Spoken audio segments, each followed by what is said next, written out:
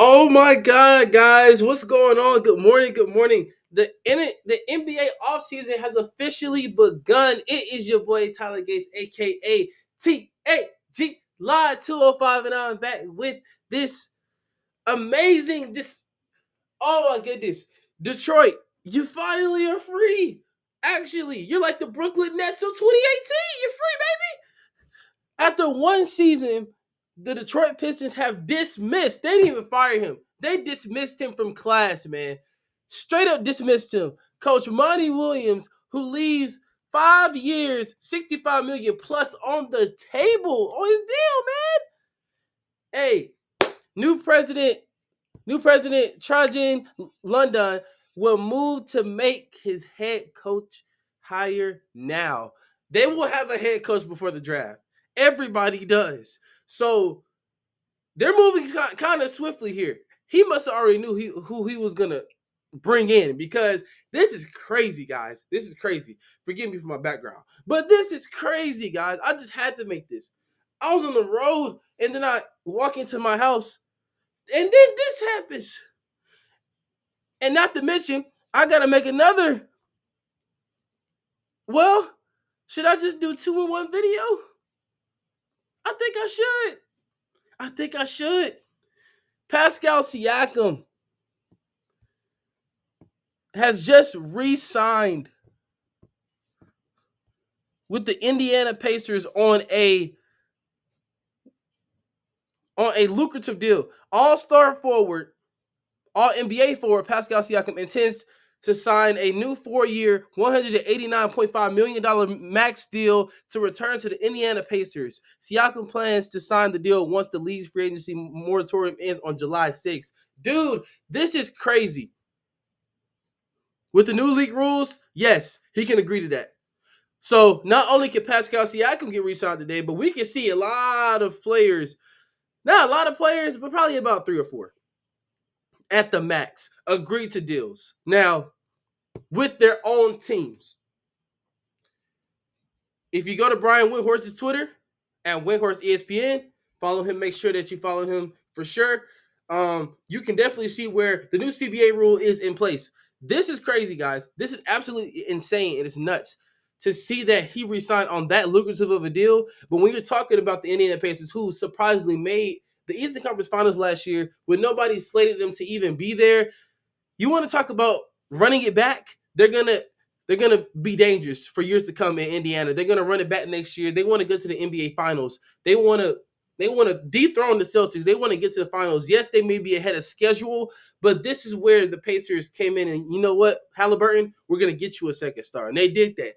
Yes, he was injured. Injuries played the whole team, but at the same time, Tyrese Halliburton has to get healthy. If they're gonna win a championship, he has to be healthy the whole season. It's like a Jason Tatum thing. He was healthy. Pascal Siakam got to get healthy. Jaylen Brown was healthy. You see what two superstars can do when they're surrounded by the right and proper teammates and proper skill sets. They can easily win a championship.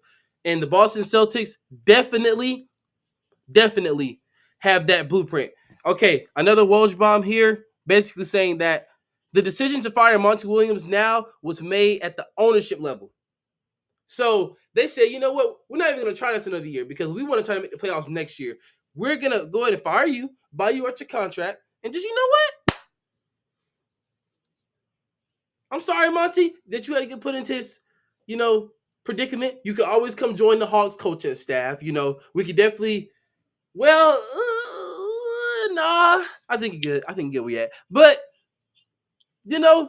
like, to bring on the Pelicans president or whatever Langdon was before he got to Detroit to replace Troy Rivers, excuse me.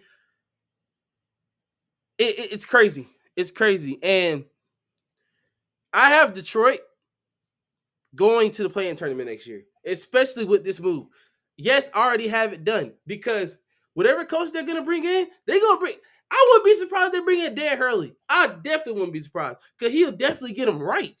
He'll be up day behind every day of the week. Y'all want to win 14 games? No, we're going to double that. We're going to at least try. We're going to win 40 games and be in the play-in tournament. That's how we're going to do. that would be the biggest turnaround of the decade. But at the same time, it can be done, Detroit. It can be done. It can be done.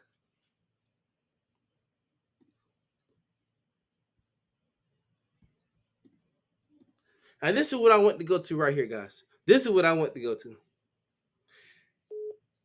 Can y'all believe that this is actually happening right now? Because I can't. We need to be able to talk about this. All right, let's get into it, man. I cannot believe this right here. They got to be healthy.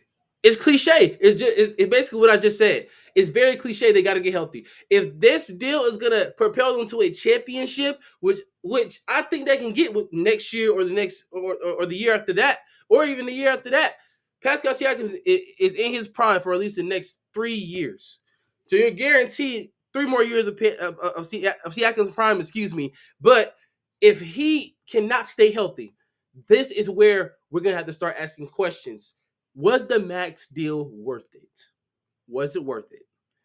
Will Tyrese Halliburton be that star? Be that star that Paul George and Reggie Miller wasn't in Indiana? Can he propel them? Yes. Paul George did go to the conference finals. Never been to the NBA finals. Yes. Reggie Miller did go to one NBA finals against the Lakers, but unfortunately it was up against Kobe Bryant and Shaquille O'Neal. So this is where we say, guys, how and where will they stand this season? And I believe that the Pacers will be definitely a top 4 seed, if not a top 5 seed. They will definitely have home court advantage. They will at least make it to the conference finals. A dark horse NBA finals candidate in the East for me is the Pacers and the Magic. Pacers, Magic, Cavs. Dark horse finals contenders right there. Of course, I'm always going to say my Hawks are going to the finals because, Trae Young and everything.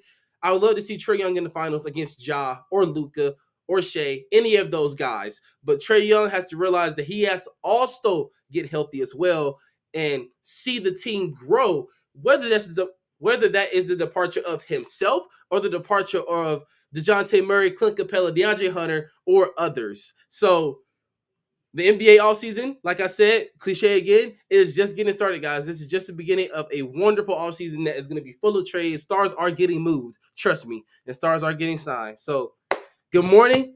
My premiere will definitely be going live at 10:30. I already had it set up last night, so go check that out.